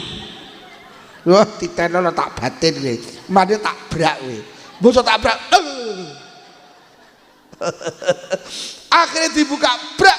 Inna lillahi wa inna ilaihi raji'un. Tibane jenazah niku dikrokoti ula. Tibane sing obah duduk jenazah tapi sing obah ulane spontan. Bat golekno kayu duncali kayu. Ula ajeng digepuk niku lha kok iso nyebut asmane Allah, iso nyebut asmane Kanjeng Nabi. Asyhadu an la ilaha illallah wa asyhadu anna Muhammadar Rasulullah. Ya Abu Bakrin lima taqtulunani. Abu Bakar, enten apa jenengan mateni kula? Innallaha amarani an u'adzibalahu ila yaumil qiyamah. Kula diperintah Allah kongkon nyiksa jenazah niki sampai sok dina kiamat. Oplok Sayyidina Abu Bakar. Lajeng Sayyidina Abu Bakar dawuh, "Ula apa salahe jenazah iki? Kok awakmu kon nyiksa sampai besok dina kiamat?" Salahe sepele Sayyidina Abu Bakar. Apa salahe? Niki biyen nalikane urip ning Jegles, idza sami'al adzan la yaji'u ilal jamaah. Tiang niki biyen nalikane urip ning donya, urip ning Blitar, urip ning Jegles, nalikane krungu azan tapi ra budal jamaah. Krungu azan ra budal jamaah sok lek mati dicokot. Bu. Krungu azan panggah ndelok TV gak budal nang musala sok lek mati dicokot. Aku tak takon, musolamu enek spekere apa ora? Dukno ae. Timbang wong kene akeh sok dikrokoti. Benjing jamaah Bu nggih, Pak. Nek tanggane gak jamaah aja dilokne Bu nggih. Sampeyan subuh budal kok tanggane panggara budal ning musala, aja kok lokne. Sampeyan muni ula. Lek krungu azan muter TV-ne dipateni Bu nggih. Budal jamaah kok anake takon, "Bunda pendak krungu azan kok TV-ne dipateni?" Jawaban ula nduk ula. Benjing lek krungu azan subuh Bu musala azan, bapake cacah digugah nggih, ken jamaah karo dipijiti kentole, "Ya subuh ya subuh." Kok ora tangi munggah nang pupune, "Ya." Ya subuh ya subuh. Kok panggah molet. Kene yu nemeno lek mumidhat nemeno. Ya ula ya ula. Lah kok sing wedok malah jurit kok ulamu to sing tangi ya. Kowe lho tangi jamaah. Bu. Pak jamaah nggih. Ki sing tukang adzan teng musala rawuh nggih. Tulung sesuk jamaah subuh didelok tambah apa ora. Sandale ditung lek ora tambah bar komat bengok sing bau water ula. Sing marakne mbangkitne ibadah siji iman, loro sadar lek dunia itu tempat masalah. Kok ubero sampai ra salat yo panggah padha-padha duwe masalah sregep ibadah. Dene ning donya sregep masalah, duwe ibadah, sok ning akhirat insyaallah gak duwe ning donya orang ibadah masalah, sok ning akhirat panggah masalah. Sing terakhir, apa to sing bangkitne ibadah? Niki sing terakhir Bu, jenenge hidayah. Hidayah itu sentuhan dari Allah, petunjuk dari Allah.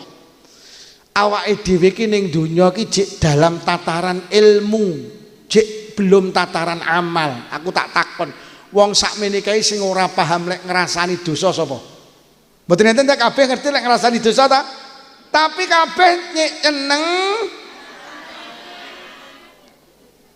Awake dhewe iki kabeh ngerti lek ngrasani dosa tapi ya wis ngrasani. Iki lho jenenge hidayah. Awake dhewe iki jek ngerti tok tapi ora nglakoni. Sing marakne gelem nglakoni iki termasuk faktor hidayah. Sapa to gak ngerti lek pengajian ki apik, tapi ra kabeh wong Jegles gelem teko nang pengajian. Kabeh ngerti lek ngaji ki apik. Sing gelem budal mek sing dikai hidayah, yo budal. Klitih-klitih budal iki jenenge hidayah. Yo ora usah wis budal. Padahal ngerti. Sapa lek salat iki ora eneng wong Islam iki kabeh ngerti lek salat ki wajib. Tapi gak kabeh wong nglakoni. Ya berarti awake dhewe cek ngerti tok tapi rung tandang.